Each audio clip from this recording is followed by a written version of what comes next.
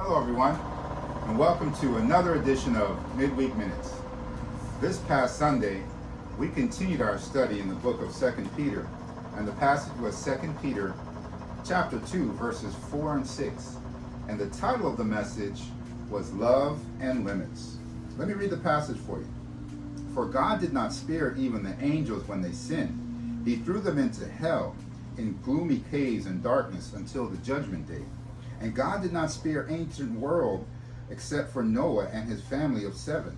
Noah warned the world of God's righteous judgment. Then God destroyed the whole world of ungodly people with a vast flood. Later he turned the cities of Sodom and Gomorrah into heaps of ashes and swept them off the face of the earth. He made them an example of what will happen to ungodly people.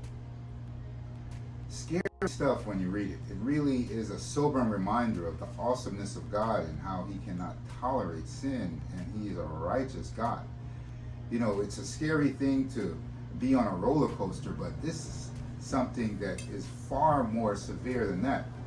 You ever been on a roller coaster where the roller coaster is doing figure eights and it feels like the coaster is going to run off the rails? Well, they've set limits on those roller coasters to ensure that they remain within the path that they were designed to go. Now, you may have thought that you stumbled onto the Laundry Channel, but I just wanted to kind of share a story of when I installed this washing machine. It was a long process that I couldn't get right for hours.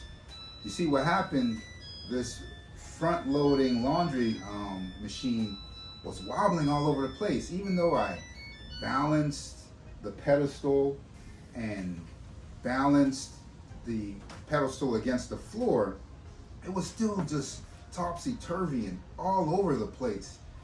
And not until I was able to fine-tune and get it just right that I'm able to enjoy the wonderful washing machine that we have today.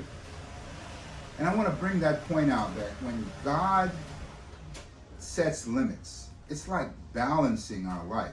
You know, there's a topsy-turvy world that we live in, and it wants to toss us to and fro and have us jumping off the rails. But God's limits allow us to remain safe. We had a point from Sunday that says God's love is always pointing us to the path of life by showing us the limits. You see, when God puts limits on our lives, it's not because he's a killjoy or he wants to spoil our fun. No, it's because he has a plan, the perfect plan that will work out for the best outcome for everyone who trusts in him. So I encourage you, view God's limits as a wonderful protection that leads you in the path of life. And remember, just like clean laundry, when we allow God's limits to rule our lives, that is clean living. Thank you for joining me for another edition of Midweek Minutes. I hope to see you again. Goodbye for now.